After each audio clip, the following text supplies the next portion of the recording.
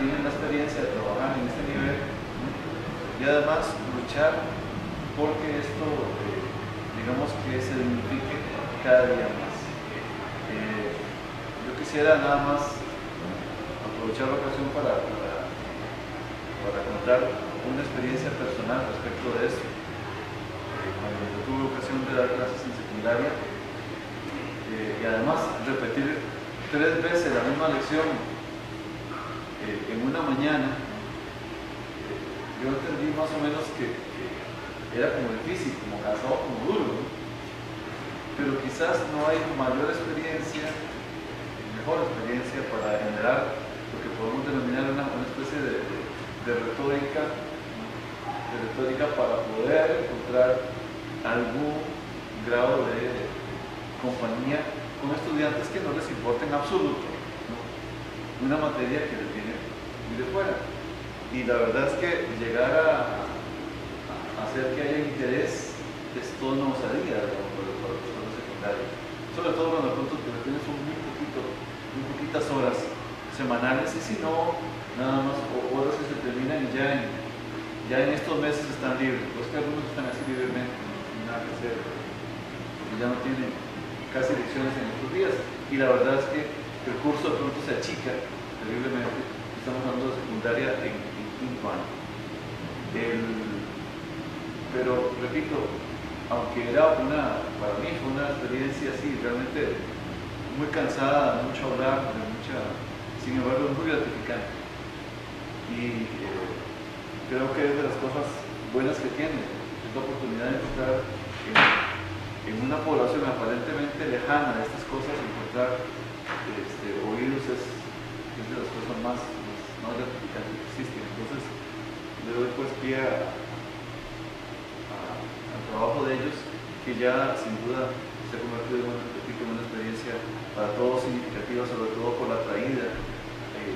Ahora que decía Carla, un cable a tierra, esto del cable a tierra nosotros es muy importante para hablar, sobre todo que estamos teniendo una escuela de filosofía grande, ¿no? Y productiva. Pues es imposible, digamos, que esto signifique más trabajo dentro de la universidad. Entonces hay otros espacios que hay que realmente reivindicarlos y hacerlos reales para todos. Buenas tardes. Bueno, nosotros venimos en representación de la Asociación Costarricense de Profesores de Filosofía, ¿verdad?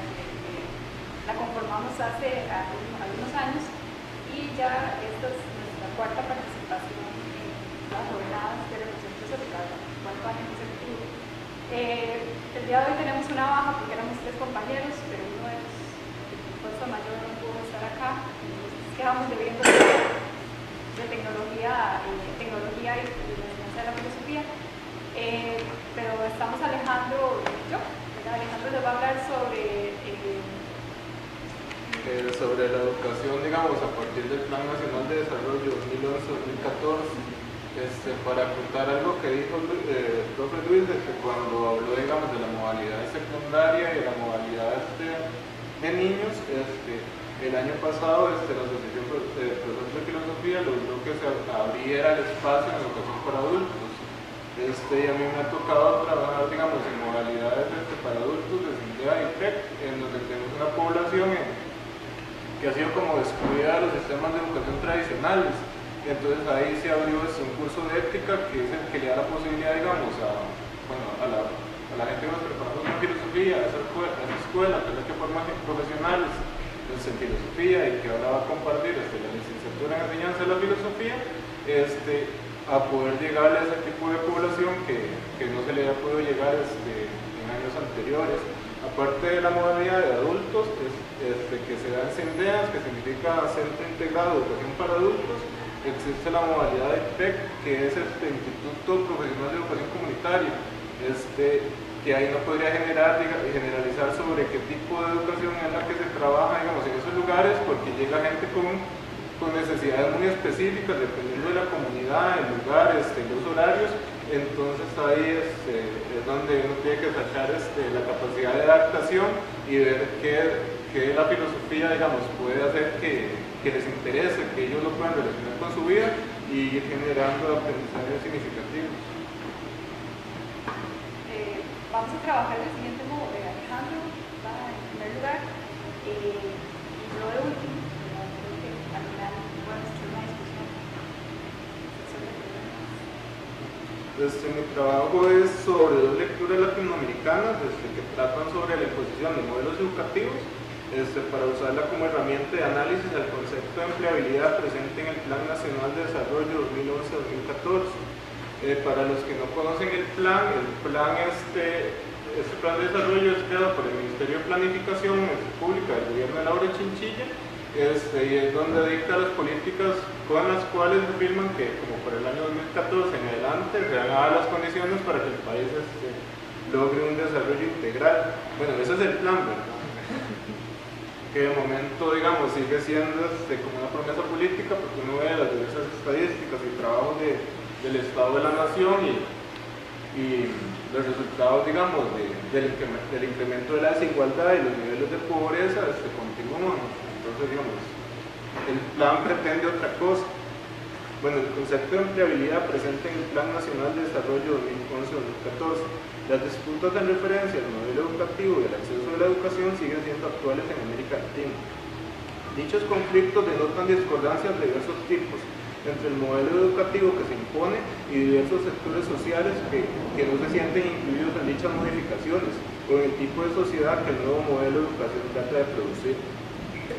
Los cambios en el modelo educativo son impulsados en nuestra región en muchos casos como exigencia para ingresar al mundo globalizado, impulsado esto por organismos económicos internacionales como el Banco Mundial, además de sectores empresariales ligados a las economías internacionales, lo que plantea ciertas interrogantes en torno al posible consenso o por lo menos diálogo entre sectores sobre el tipo de educación que se pretende ejercer y las condiciones en las que ésta se realiza, puesto que estos cambios definen el rumbo de la sociedad misma. En Costa Rica, los cambios en el modelo educativo avanzan de manera menos convulsa pero constante. El país está inmerso en una serie de cambios educativos que buscan como principal objetivo mayor eficacia y competitividad en una economía de mercado, siendo el mercado un actor que impone modalidades educativas y contenidos curriculares, los cuales en la actualidad se consolidan dentro del Plan Nacional de Desarrollo 2011-2014, que le seguiremos diciendo PND. Dicho plan afirma: el gobierno de Costa Rica se ha comprometido a tomar la senda que nos conduce a un desarrollo más próspero y más seguro, un progreso que se construya con la base de nuestras dos grandes riquezas, nuestra gente y nuestro ambiente. Por eso, esa estrategia de desarrollo está conformada por metas que buscan convertir a Costa Rica en una de las primeras naciones desarrolladas de América Latina, con una economía sustentada en la innovación, con un desarrollo sostenible, seguro y solidario, que ofrezca mejor calidad de vida a su población. A estas fechas ya se debería estar generando los resultados del Plan Nacional de Desarrollo, pero hasta el momento se muestra como una promesa política, pero que es una realidad plausible, bueno, que sigue siendo una realidad plausible o cercana, bueno, está lejos según los estudios del Estado de la Nación. Por lo que hablábamos, que se señalan las condiciones de desigualdad y de pobreza. En el plano concerniente a la educación, el plan afirma, digamos, como metas, crear 90 nuevos servicios de educación técnica y vocacional, capacitar a 26.590 personas en el idioma inglés y en otros idiomas, y mejorar la empleabilidad de la población desocupada en un 20% anual. En dicho plan, los cambios presentes en la educación son indispensables para lograr ese tipo de sociedad que se plantea como meta en proceso, y están direccionados por el concepto de empleabilidad. La empleabilidad es un concepto que aparece en el plan y empieza a redirigir hacia la educación, el cual pasa a ser una especie de eje transversal, no explícito, de la educación costarricense, y que se dirige y que se corresponde con la idea de educar a los sectores más pobres de la población en modalidades que les permitan incorporarse rápidamente al mercado laboral, asegurando condiciones para que se respete el salario mínimo, y así esos sectores más pobres de la población a quienes va dirigida este tipo de educación puedan salir de la línea de pobreza. Dice el plan señalando la educación como meta de la política económica. Se consideran las siguientes acciones en esta línea estratégica. Mejoramiento de la calidad de la educación. Es necesario un mejoramiento continuo de la educación para potenciar las destrezas de la fuerza laboral como mecanismos para aumentar la productividad y con ello propiciar mayor crecimiento y desarrollo. La educación, formación y capacitación de las personas puede verse como metas de la política social y también como componentes de la política económica. Entonces, podemos observar cómo se afirma explícitamente que este tipo de educación conlleva una lógica de fábrica, en donde se busca como único objetivo mejorar la productividad en un sentido industrial. Esto se muestra claramente en las evaluaciones que se promueven, que son las evaluaciones por competencia, en donde la evaluación se centra en el saber hacer de una técnica específica. Así nos encontramos como, contrariamente a los objetivos de un desarrollo integral presentes en el PND, vemos que la educación, que es la que potencia los cambios sociales, a partir del concepto de empleabilidad, no se interesa por promover aspectos más allá del mercado. Ejemplo de estos son aspectos culturales, el saber otros idiomas, el desarrollo de las técnicas, no está en relación al conocimiento de otras culturas, sino a la venta y prestación de servicios. El concepto de empleabilidad es una orientación de la educación dirigida a los sectores más pobres, dándoles una educación que los capacite en ciertas competencias para una rápida inserción en el mercado laboral en su mayoría industrial y de servicios, que es dependiente que el país asegure las condiciones que promuevan que la inversión extranjera directa se quede en el país. Ante esta situación, pretendo señalar dos posibles consecuencias de la implementación de este concepto de empleabilidad como un eje transversal no explícito de la educación costarricense, tomando para esto las críticas hechas por dos pensadores latinoamericanos del siglo XX en relación a la interpretación que hacen de la lectura del Emilio de Rousseau. Esas críticas van en relación a posibles consecuencias sobre la implementación de modelos educativos de nuestra región y modelos educativos que no han sido consensuados por todos los sectores de la población, sino que tiene una lógica de imposición. El Emilio de Rousseau plantea un modelo de pedagogía ligado a la época moderna y conlleva las aspiraciones liberales, señalando como una buena educación es necesaria para una sociedad más justa, igualitaria y participativa, entre otros preceptos. Las interpretaciones del libro son variadas, pero desde estos dos autores a tratar conlleva una serie de implicaciones para su aplicabilidad en nuestra región. Esas perspectivas para dicho análisis son las del marxismo latinoamericano de Aníbal Ponce, el cual plantea la idea de un determinismo social, un determinismo de clase en relación a la aplicabilidad de fondo de ese modelo educativo. Esto lo expresa en su libro de Educación y Lucha de Clases. Ponce hace una crítica a un posible igualitarismo en la obra del Emilio y lo califica como un manual de enseñanza para el hombre burgués, donde ese tipo de educación no puede ser tomada para la masificación, por lo que entiende un manual para la clase dominante, señalando la forma de separarse, digamos, de la clase que va a resultar la clase obrera. La otra lectura es la de Enrique Dussel, el cual plantea en su lectura sobre el Emilio un proceso de aculturación en relación con la cultura popular. Esto lo podemos encontrar en su libro La Pedagógica Latinoamericana, en el cual hace un análisis de los procesos de aculturación sufridos en nuestro continente desde la conquista y cómo los procesos pedagógicos desde entonces controlan la erótica, dirigiendo la erótica, digamos, no hacia lo propio, sino hacia lo ajeno a lo que ha sido impuesto. Dussel explica a través de la educación y la crítica al Emilio cómo se da una imposición que corta con nuestra tradición cultural y abstrae al sujeto de su cultura y lo lleva a hacer solo lo que ese otro que ha impuesto ese modelo considera útil. Ese desarraigo, dice él, lo tienen que sufrir los colonizados, entrando en un proyecto de otros que los vuelve ajenos a su propia cultura.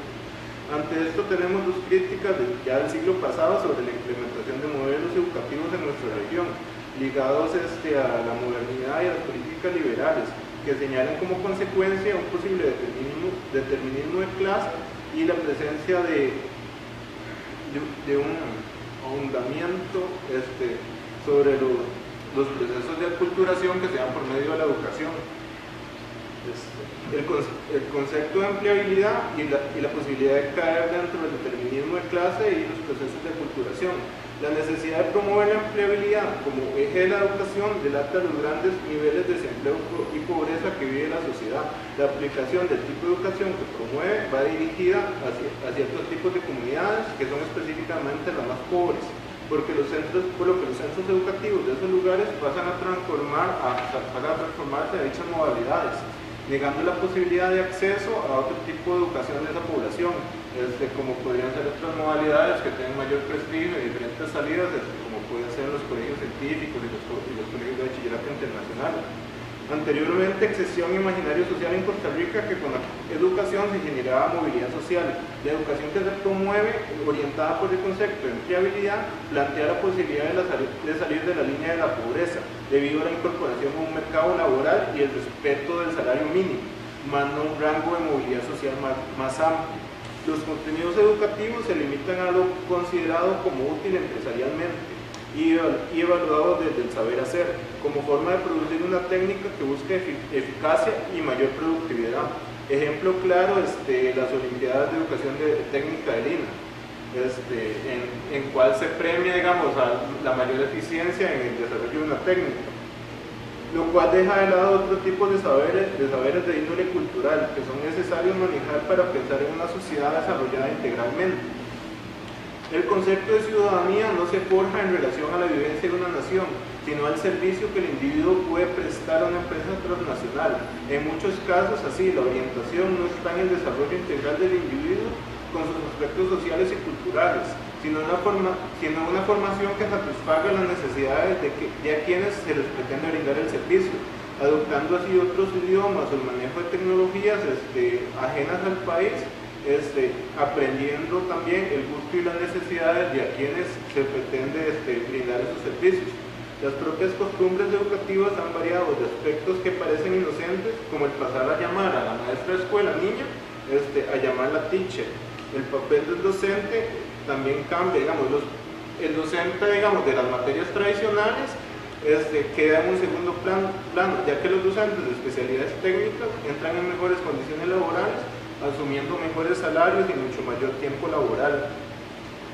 Con lo anterior se extiende la posibilidad de caer en las problemáticas que los autores antes citados señalaban, esto en referencia a la implementación de modelos educativos que no habían sido consensuados, pudiendo lograr generar algunas metas planteadas, pero que a su vez pueden conllevar serias problemáticas en su implementación. De esta forma, vemos que el concepto de empleabilidad como un eje transversal no explícito de la educación en nuestro país reorienta gran parte de esta en aras de lo que pretende un desarrollo integral de los individuos, pero que queda en la formación de una clase trabajadora globalizada para el sector transnacional, sacrificando aspectos culturales y humanísticos, además de eliminar espacios de reflexión que pueden llegar a ser, por decirlo de los clases de filosofía, o espacios donde la gente consensúe la sociedad en la que vive, acrecentando la brecha social y también el saber sometido por la educación pública, lo cual entra en contradicción con la que dice la principal meta del Plan Nacional de Desarrollo, que es generar un país desarrollado de forma integral, pues no promueve para los sectores más pobres un tipo de educación integral que les permita ejercer una ciudadanía acorde a esas metas. Por el contrario, se centra únicamente en el adiestramiento para asumir un rol en el mercado, lo cual, como se trató de señalar, cae en el riesgo de reproducir ciertas falencias educativas, como lo son un determinismo de clase y los procesos de aculturación que conllevan.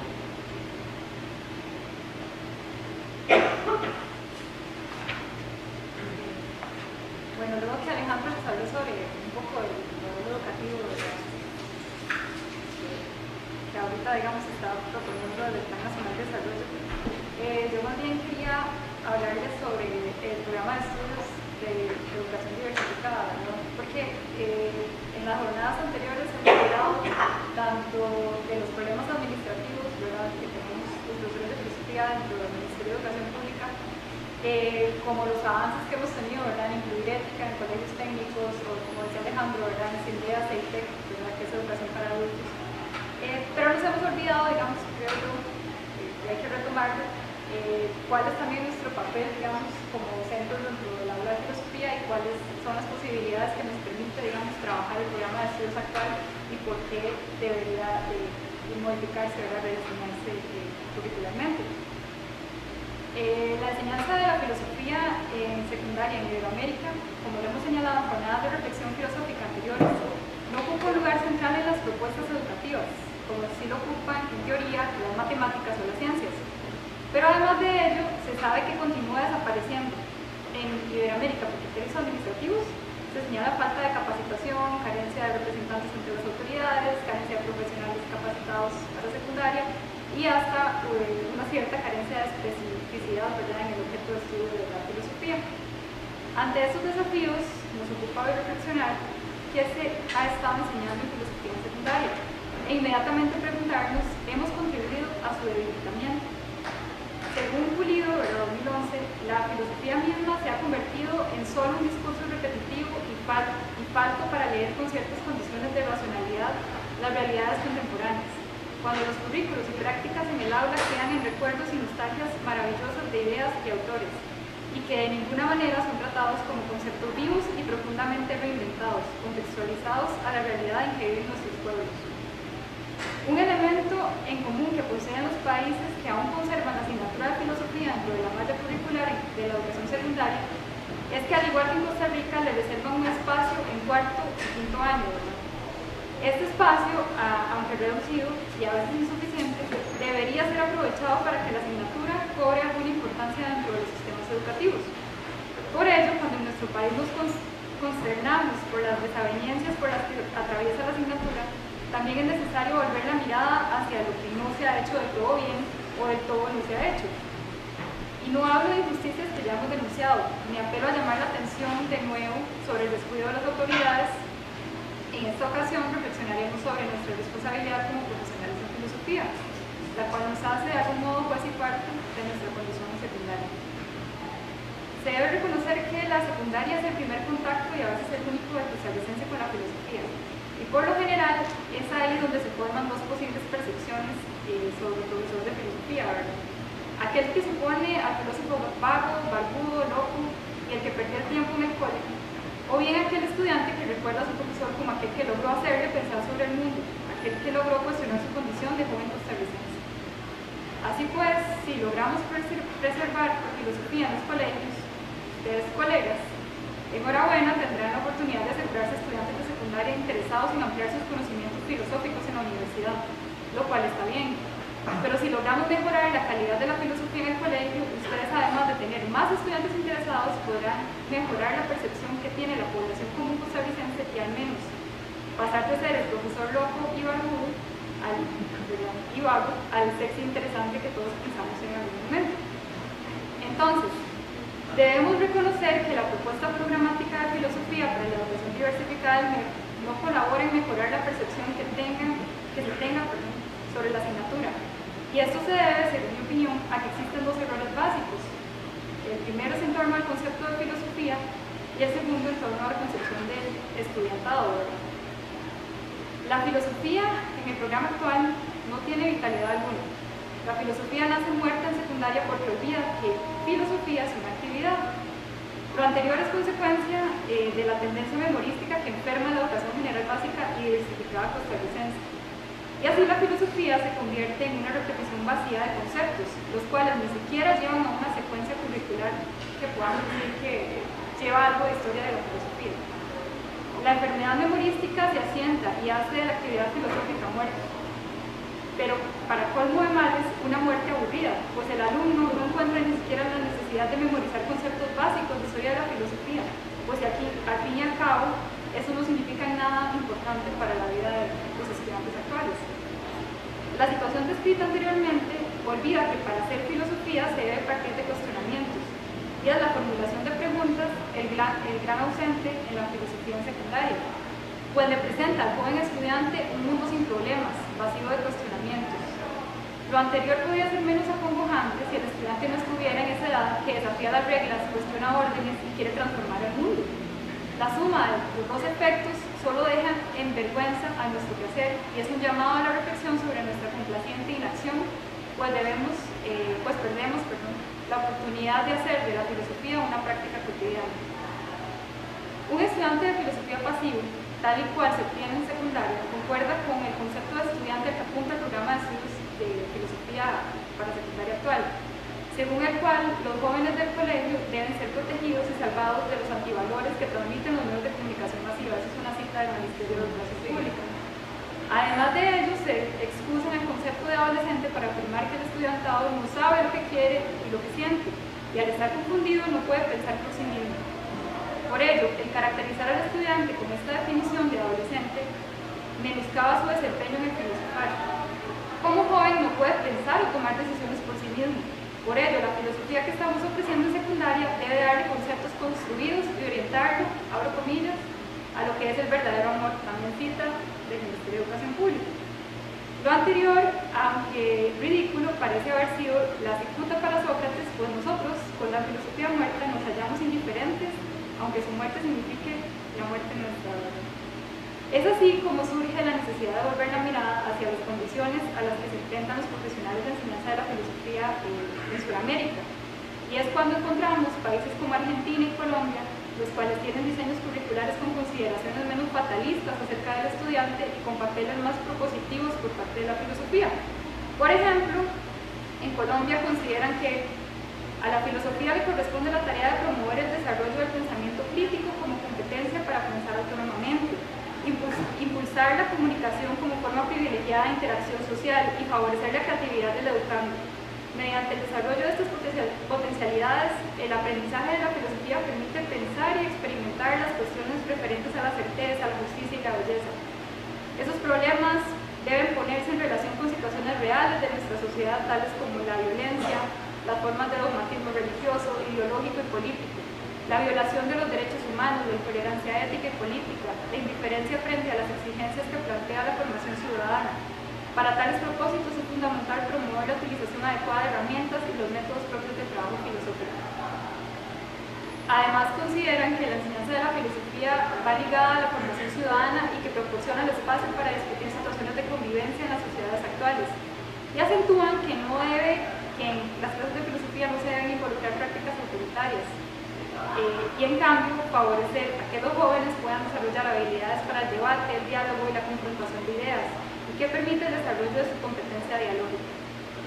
Asimismo, conciben que la educación filosófica como práctica efectiva de la reflexión filosófica estimula en el estudiante la creación de formas alternativas de experimentar el mundo, de representarlo y de actuar en él, para transformarlo.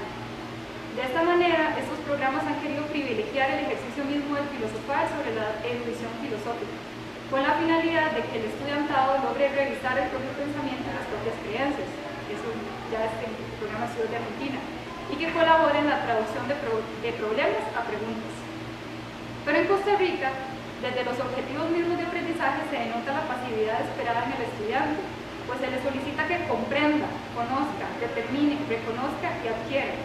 Si lo comparamos con el programa argentino, los objetivos están expresados en términos de desempeños: fundamentar, dar ejemplos, formular hipótesis, dar razones, comparar, sintetizar, definir, argumentar, ponerse en lugar del otro. Asimismo, esperan que se desarrollen las tareas de definir, describir, explicar, analizar, generar alternativas, argumentar, comparar tesis contrapuestas, valorar distintos puntos de vista. El programa de filosofía para secundaria en Costa Rica coloca una barrera previa a la formación filosófica. Abro comillas, dice el Ministerio de Educación Pública, pues no es cualquier persona la que llega a estar en plenitud de condiciones para el filosofar, sino aquella que encuentra en la introspección de sí mismo el amor, la humildad y el autodominio, condiciones necesarias para poseer y hacer de la verdad hallada el mayor de los tesoros. En estas condiciones nos encontramos lejos de considerar a la filosofía como una actividad de creación conceptual, como una forma de experiencia de pensar a partir de problemas, y no pareciera tener intención de capturar a los estudiantes o de impregnar la vida en los colegios, dinamizar el conocimiento o hacer algo, digamos, sino más que algo confuso, distante e inmóvil. En mi opinión, una mejora del programa de estudios en secundaria garantizaría algo sustancial, digamos, en la asignatura, pues es lo que orienta la práctica del profesorado, justifica la existencia y pertinencia de la filosofía para los jóvenes, nutre conceptos de nuestro quehacer y puede vitalizarlo, o bien puede dejar inválido o muerto ante los desafíos actuales a los que enfrentan los jóvenes costarricenses en los colegios.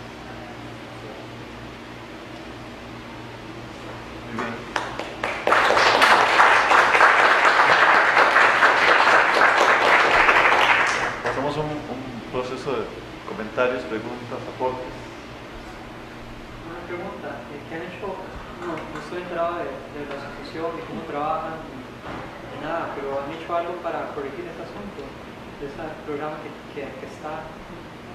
Sí, el ministro de Educación Pública se reúne con el director de la escuela, Roberto, y le solicita expresamente oficio oficial que la escuela intervenga en la dirección del programa Estudios.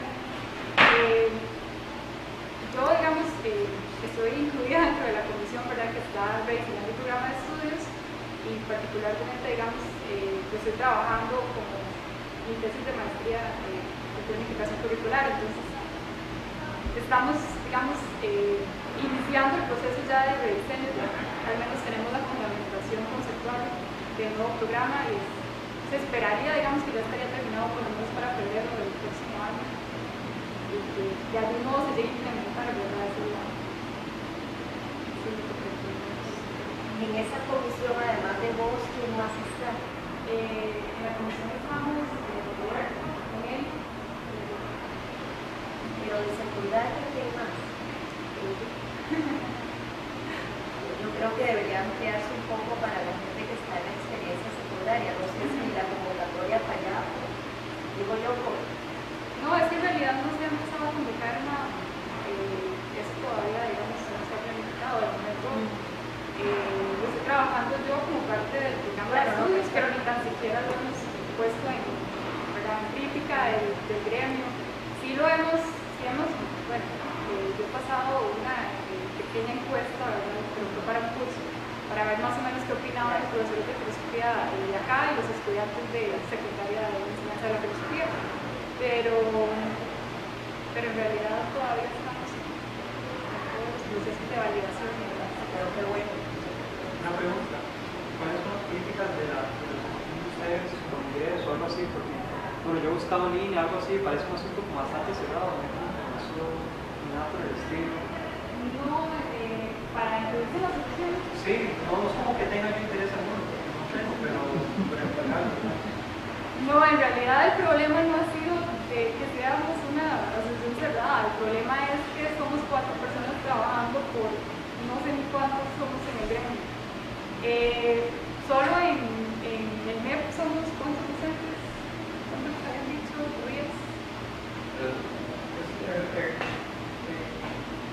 El registro del equipo está de 130, que son internos. Más los que están internos ya trabajando en su mano. Más los que además están en Unos 200 ya. ideas y demás cuestiones, ¿verdad? Demás modalidades de estudios.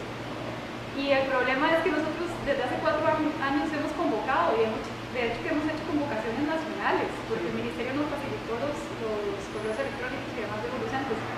Pero el problema es que, al igual que en el programa de estudios, el estudiante tiene un concepto de pasividad, el docente de filosofía es muy pasivo. Y en secundaria tendemos a quejarnos de las cosas, pero nadie propone nada.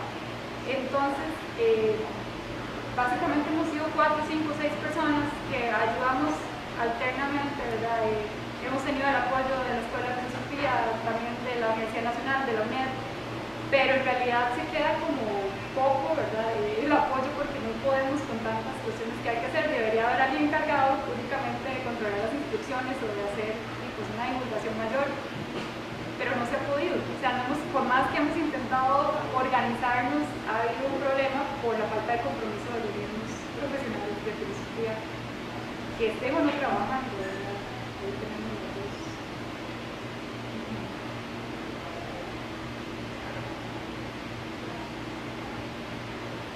Yo quería hacerte una pregunta, Alejandro, porque por ejemplo el concepto de empleabilidad me parece que es lo que señalas, una cosa muy clara. Es más, parece las políticas de AMFE que se establecieron como el rumbo del país desde hace 5 años, o sea, que es la tendencia que quisieron cuando se trasladaron a Liberación Nacional todos los esfuerzos y ahora que quieren jugar en nuevos bancos, etc.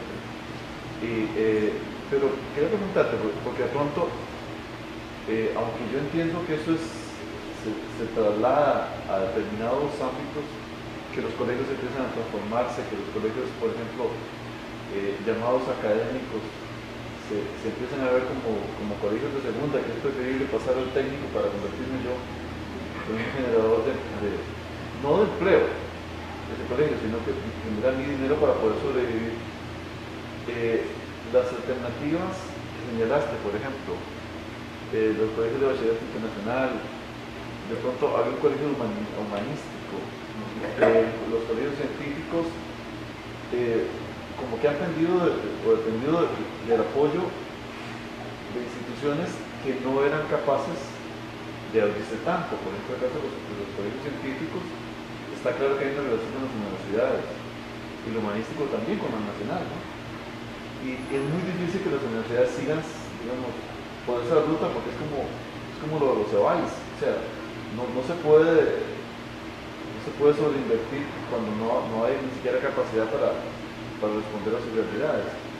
¿Qué alternativas verías considerando ese panorama? O sea, ¿qué es lo que podríamos hacer como país, digamos? Porque o sea, la gente necesita vivir, necesita trabajar, ¿no?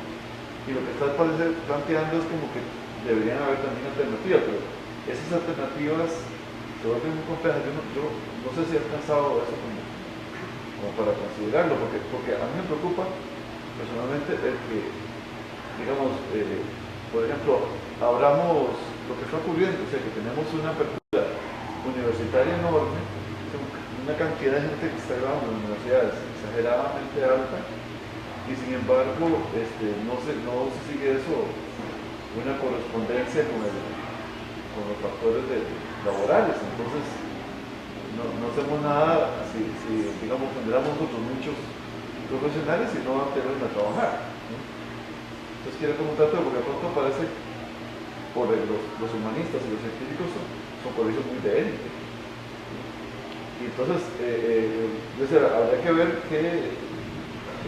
o sea, si yo trabajé en Castella, como me lo había contado, ese trabajaba con estudiantes que eran de élite, en el sentido de que no necesariamente eran de plata, pero de gente talentosa, y son pocos. O sea, los que servían para el instrumento no eran todos, hay que desechar, digamos, de 100 alumnos, pues se desechaban quizás 20, y cuando había suerte, y 60 cuando había más suerte, y 90 cuando era el mejor de los menos posibles, porque solo los 10 mejores se quedaron.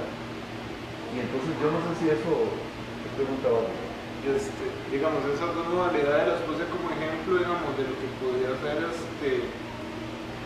lo del determinismo de clase en relación, digamos, de que hay una masificación a los sectores más pobres para que estén en las modalidades de más rápida inserción al mercado laboral. Que existían otras modalidades que, como usted dice, solo pueden acceder a una élite, o también pensamos en colegios privados y toda esta cuestión. El asunto con una idea de la empleabilidad y la capacitación en labores, yo no estoy en contra, y más bien, digamos, es algo necesario, y hay en las universidades sobresaturación en las carreras y la gente no consigue trabajo. Lo que yo señalaba, digamos, y no solo colegios técnicos, hay programas de Lina y diversos programas más de índole privado que le dicen a la gente, digamos, no estudie, ¿para qué? Si de aquí en año y medio habla inglés y usted tiene el prestigioso trabajo de trabajar en un call center, entonces usted va a hablar inglés, va a ganar tanto y todo eso. Yo lo que criticaba era en relación a, digamos, necesitamos emplear a la gente porque sabemos los niveles de pobreza y desigualdad que hay en el país, entonces vamos a darle una formación para que esa gente se pueda incorporar rápidamente al mercado laboral. Pero estamos buscando también el desarrollo del país, de un país, ¿verdad? Un progreso, desarrollo integral, ¿verdad? En diversas áreas que mencionan. Entonces yo lo que señalaba es, bajo pretexto del concepto de empleabilidad, eliminamos todas esas facetas que harían un desarrollo integral de los individuos en una sociedad moderna, democrática, ¿verdad? Entonces era que existiera, digamos, que se mantuviera, pero que existiera ese equilibrio. Digamos, que no puede decir, ocupamos que trabajen ya, les vamos a quitar todos los contenidos de índole cultural, entre otros aspectos. Entonces, que esa educación fuera más equilibrada y no se centrara exclusivamente en la prestación de servicios, porque el individuo ahí no tenía un desarrollo, digamos, para el tipo de sociedad que el plan pretendía.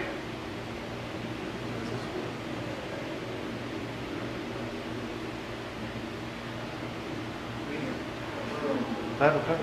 Quería anunciar dos cosas para que tienen que ver con la actividad de la asociación y de la Escuela de Filosofía. El miércoles 16 de octubre a las 6 de la tarde en el Salón Roberto Murillo,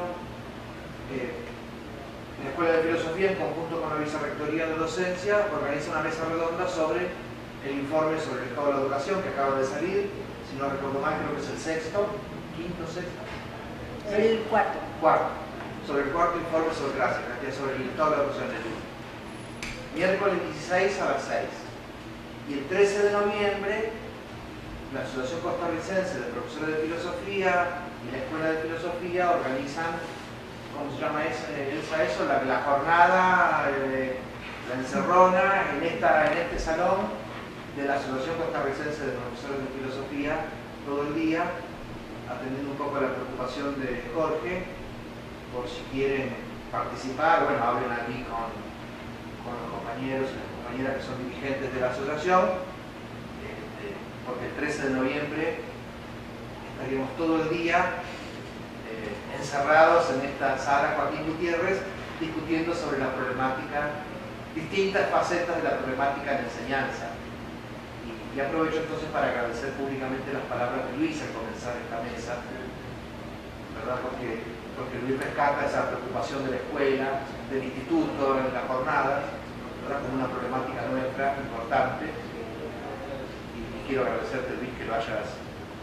Así que si les interesa, el miércoles 16 de octubre y el miércoles 13 de noviembre, que sería todo el día.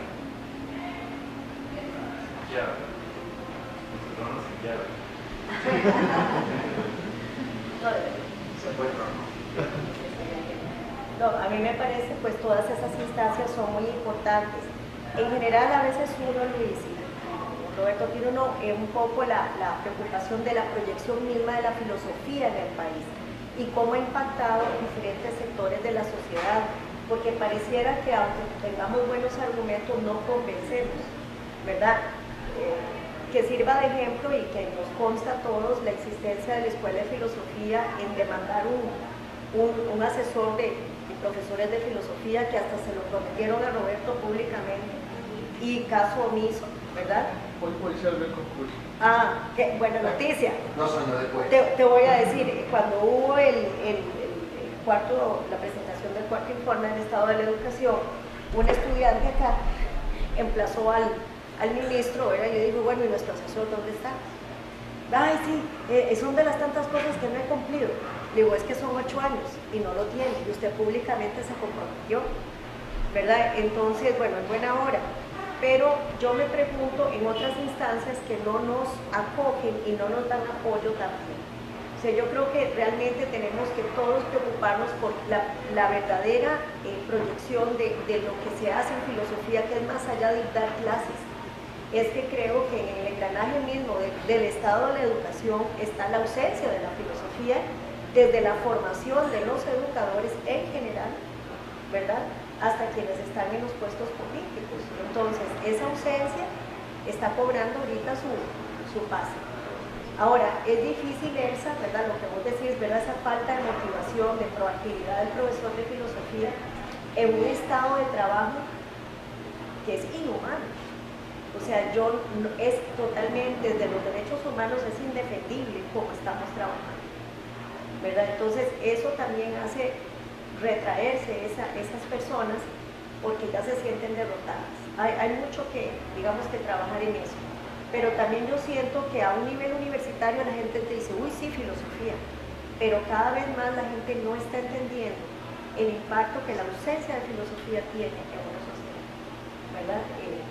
En fin, yo creo que tenemos que hacer de verdad un frente para acuerparnos, no solo por sobrevivir y tener trabajo, es por hacer un cambio en la sociedad, definitivamente, ¿verdad? No sé. Bueno, eso soy el concurso.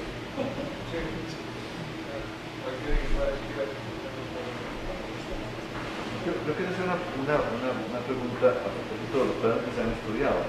Vos mencionaste a los colombianos y yo creo que conocer algunas cosas de ella también. Y sé que también en Argentina han impulsado también mucho ese desarrollo.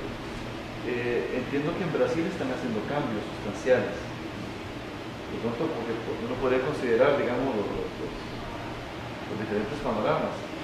El problema de Brasil es que no solo es que es muy grande, que mucha gente, sino que las propias universidades están todavía en el proceso de acuerpamiento. Entonces, digamos, la mayor parte de la gente estudia filosofía para dar clase en universidad, que puede ser un sueño dorado de la mayor parte de los que nosotros estudiamos filosofía, pero no necesariamente es así.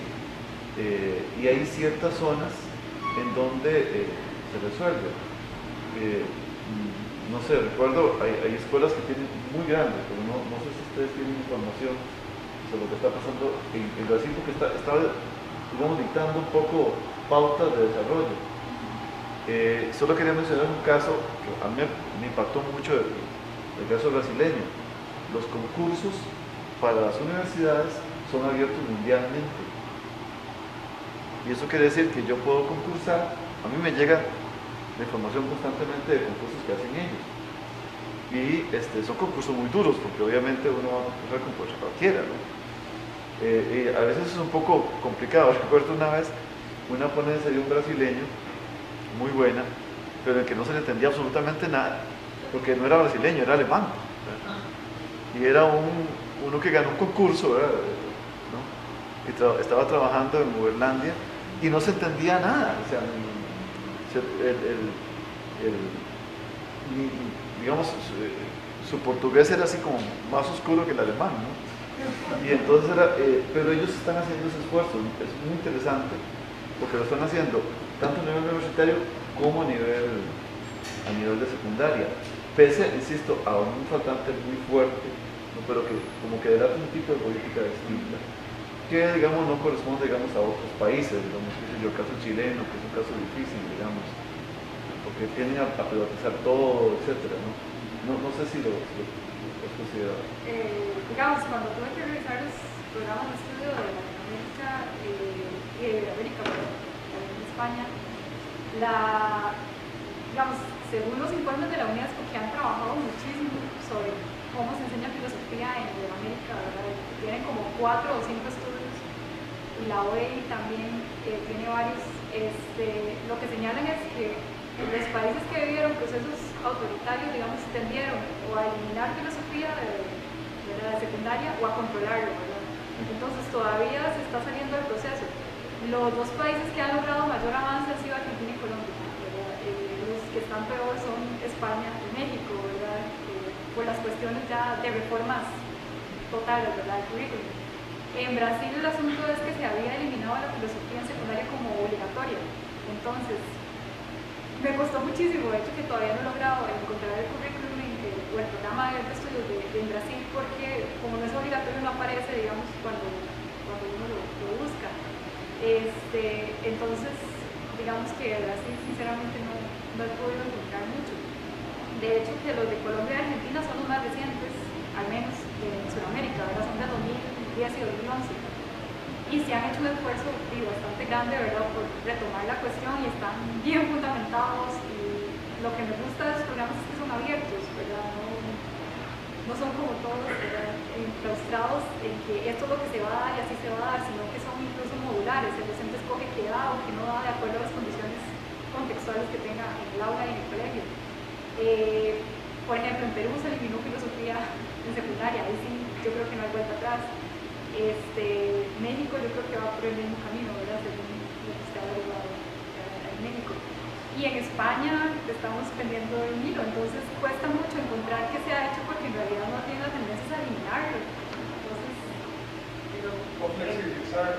Sí, pero aparte del proceso, ¿verdad?, que están ideológicos alrededor, me pregunto yo de cuán efectivos, pedagógicamente hablando, son los que los representan. Me pregunto, porque, digamos, Colombia y Argentina tipifican una larga trayectoria de buena pedagogía en filosofía. Entonces yo me pregunto también la alianza que hay en una buena formación de esos que representan la enseñanza de la filosofía porque lo sabemos quienes estamos en ese camino, que muchos dan mala impresión, entonces es la materia prescindible porque la persona no es puntual, no llega, no tiene un plan de estudio, no se expresa bien, no evalúa bien, y entonces todo eso minimiza el buen papel del profesor. Cosa contraria ocurre en países del centro de Europa, donde todavía la filosofía es muy prestigiosa y se mueve en secundaria, más bien la buscan. Y por ejemplo, en el bachillerato francés es imprescindible. Entonces, pero vamos a ver, la pedagogía de la filosofía es muy fuerte.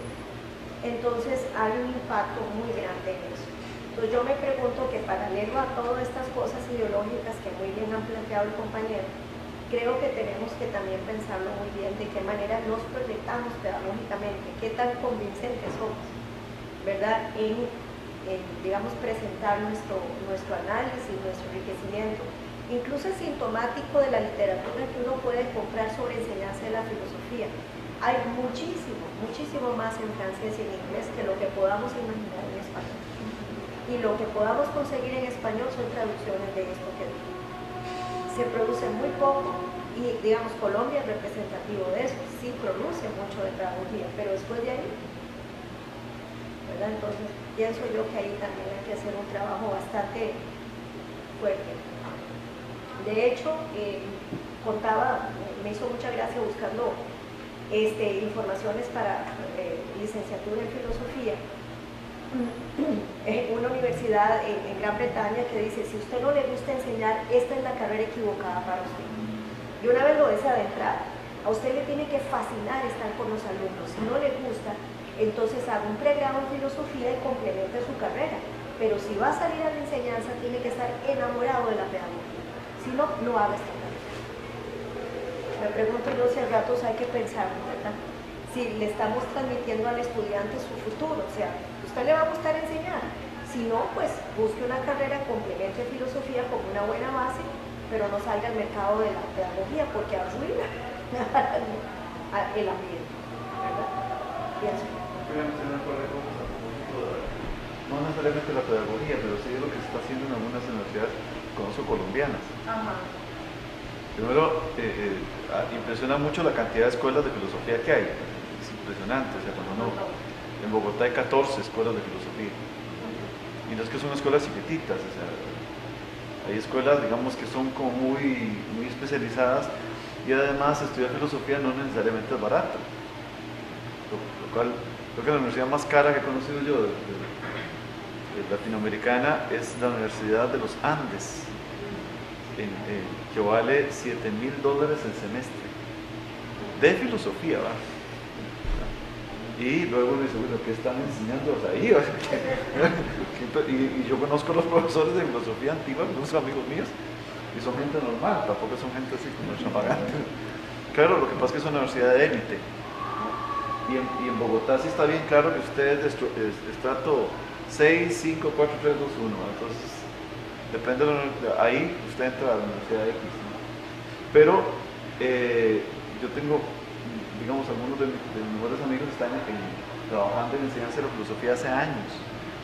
Y la mayor parte son gente universitaria, ¿no? Que tienen, obviamente, contacto con personas como ustedes que están muy encimados con el problema, pero que han hecho el esfuerzo grande por plantear, digamos, proyectos a largo plazo de cómo enseñar filosofía. Proyectos de investigación, digamos, interuniversitaria. Yo conozco, por lo menos, están trabajando en varias instituciones al mismo tiempo. Claro, ellos tienen, repito, la diferencia que tienen muchas universidades, digamos, en plan de trabajar bien. Y, si mal no tengo entendido, el proyecto, o sea, incluso hasta de producción de libros relativamente accesibles, ¿no? Y eso ha sido como un éxito. Fíjense que yo pertenezco a una editorial, al grupo, digamos, digamos, que realiza los contenidos editorial, y se produjo un libro de historia de la filosofía, que es en realidad el mismo libro de Antiseri y Reale. Se consiguió ¿no? Para que saliera más barato, ¿no?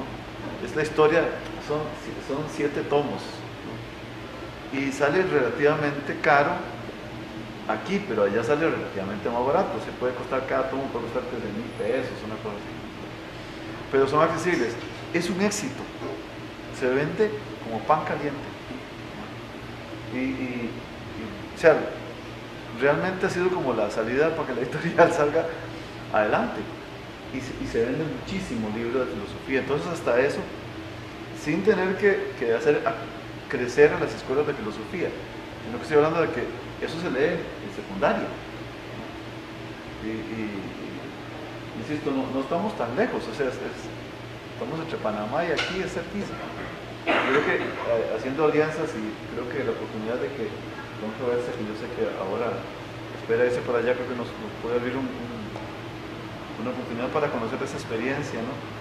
Pero sí hay muchas más que son muy enriquecedoras, y creo que es valiosísimo. Yo lo he contado otras veces, pero no me gusta dejar de recordarlo, que una vez me llamaron, escribí un texto y me mandaron una invitación para participar en el congreso, no sé, segundo o tercer congreso de estudiantes de filosofía secundaria. Y yo dije, qué raro, un congreso de estudiantes de filosofía secundaria, ¿verdad? Pero un congreso además que iba a ser en Cartagena. Yo pregunté, mire, yo le mandé, dice, mire, fíjese que es que yo vivo en tal parte y no estoy en Colombia, entonces a mí me costaría mucho llegar. Entonces, mira, qué pena, ¿verdad? Gracias. Y luego me fijé, eran 300 ponentes, ¿no? Estudiantes. Y habían 2 o 3 invitados externos. Y si eso se puede hacer así, ¿por qué no lo vamos a poder hacer nosotros? O sea, a fin de cuentas, no somos ni menos ni peores, ¿no? Lo que sí a veces falta es un entusiasmo. A veces, como dice Katia, a veces que el que no le gusta enseñar, pues ni aunque lo maten, ¿verdad? Le van a poder... De hecho, Luis, en Colombia vos no sos licenciado en filosofía sin cursos de pedagogía, o sea, no sale nadie sin un curso de pedagogía. En Costa Rica sí se puede. Sí, ahora, pero el asunto es que, digamos, incluso hay otras modalidades que afectan y cambian. Los doctorados, digamos, en enseñanza de la filosofía que están teniendo a hacer, están muy relacionados con tecnología. Lástima que no hubo la otra parte, pero sí muy relacionados con tecnología y con desarrollo de cosas que nosotros, digamos, no trabajamos tanto, y en ese sentido es como difícil. Yo recuerdo mi amigo Germán Vargas, que trabajó en enseñanza, que sigue trabajando en eso, trabaja en la Pedagógica Nacional. Su tesis era sobre ¿cómo se llama?, fenomenología y el desarrollo de inteligencia artificial. Y era el proyecto era muy interesante, era desarrollar un modelo para ver una computadora eligiendo moralmente y ponerlo así en práctica. Y esa cosa es una cosa muy, muy exótica, pero atrae un montón de gente. Y yo sé que ellos están haciendo eso. Pero repito, por lo menos por la experiencia, yo quisiera recordar lo que ahí nosotros deberíamos de tener campo fértil. Y quizás lo que nos falta sí es capacidad de convencimiento para que, digamos, nuestra gente, digamos, que decide, los seres superiores que decidan, digamos, con un poquito más de información, pero porque estamos produciendo un poquito más nosotros. Nada más para agregar una cosa muy pequeña, cuando los estudiantes llegan al seminario de enseñanza de filosofía, nosotros sí les estamos ya enseñando este proyecto de gestión de proyectos culturales ligados a la enseñanza de filosofía, porque definitivamente eso es una manera de abrir otras oportunidades, pero también de proyectar la filosofía, y fueron bastante buenos. Nosotros esperamos hacer una presentación de los 5 proyectos que hicieron los estudiantes este año, y de verdad mi admiración por ellos, porque realmente la propuesta ellos la hicieron mucho más profunda de lo que tal vez teníamos esperanza hecho, pero de verdad que hacia eso tenemos que ir, definitivamente. Queremos mucho que dar, lo creo, en la formación. algo que a mí me llama la experiencia argentina es que ellos han tenido una producción audiovisual increíble, ¿verdad? Con esta compañía televisora Encuentro. Tanto así que inclusive se ha vuelto un programa a nivel nacional, no es una cuestión que se ve en Canal 5 de la UCR o que se ve en Canal 13, sino que es algo que inclusive los mismos muchachos lo buscan porque tocan temas con respecto al amor, pero obviamente desde un enfoque filosófico, con una historia y con una producción exquisita, ¿verdad? Igual los textos en filosofía. A mí me parece que Argentina tiene una cuestión que nosotros no tenemos con respecto a la enseñanza de la filosofía, es madurez. Ellos han adquirido una madurez y creo que han entendido la necesidad de que la enseñanza de la filosofía es fundamental para generar entusiasmo no en los que están en la universidad, sino en los que están en el colegio. Que las inquietudes filosóficas no solamente son de un académico, sino corresponden a toda la ciudadanía. Es súper interesante ver a este tipo que está produciendo los capítulos de Encuentro, ¿verdad? De filosofía, ¿cómo se llama? A martillazos, filosofía a martillazos, que al tipo ya lo invitan a todos los programas, y a programas rosas inclusive, ¿verdad? Y todo el mundo lo aplaude y se ha convertido en una estrella a nivel nacional, y es un tipo que estudió filosofía, pero habla filosofía a un nivel, ¿cómo se llama? Accesible. No es un académico a pesar de que él es un académico. A veces chapó. Pero eso es demasiado apresurado. Eso es lo que lo hace atractivo, ¿no? ¿Quién viene de hablar de Feynman? Sí. Feynman. No sé, yo creo que en eso tal vez, inclusive Colombia también ha tenido ¿cómo se llama? Un auge con respecto a eso, y creo que también va conectado a que si hay una buena enseñanza de la filosofía a nivel de secundaria, el muchacho probablemente va a encontrar un gusto con respecto a eso, ¿verdad? Y que si no se enseña bien filosofía en secundaria, pues obviamente nadie le va a encontrar interés a este tipo de situaciones. La situación mexicana es totalmente contraria, ¿verdad? Creo que en México sí se crea un academicismo. El tema de la flexibilización en México está, y creo que es un poco el problema que pasó en España también. El currículum comienza a adaptarse un poco por esta visión que está notando Alejandro, y prácticamente le están dejando la opción a los colegios de que decidan si se da filosofía o no. Ayer ya el Consejo Superior de Educación anunció que el idioma iba a flexibilizarse en el país, y hay una propuesta bastante seria para flexibilizar el idioma. Es decir, usted no tiene que llevar francés si usted no quiere. Usted puede elegir entre el idioma que quiere, y si uno lo quiere ver con filosofía, perfectamente puede pasar lo mismo. O sea, escoja filosofía, psicología, cualquier otra disciplina, porque en realidad, aparte, no, el ministerio no cuenta con la capacidad administrativa para llenar esos vacíos que hay en las zonas rurales. Entonces nosotros tenemos que ver más o menos hacia dónde vamos, si vamos hacia el norte, ¿verdad? Hacia México, o si estamos caminando un poco en el camino de Argentina, ¿verdad? En el camino de Colombia. Yo creo que es importantísimo lo que pasó con ELSA, que ya tengamos una persona especialista en el área de enseñanza. Yo creo que ya es un avance, pero también hay que entender que estamos, comparados con Argentina, seguimos siendo unos chiquitos, ¿verdad? Y con Colombia seguimos siendo, casi que ni siquiera estamos caminando, ¿verdad? Y es importante un poco ir reforzando. Creo que el tema de la licenciatura de enseñanza también es una cuestión sumamente importante, ¿verdad? Sacar esa licenciatura.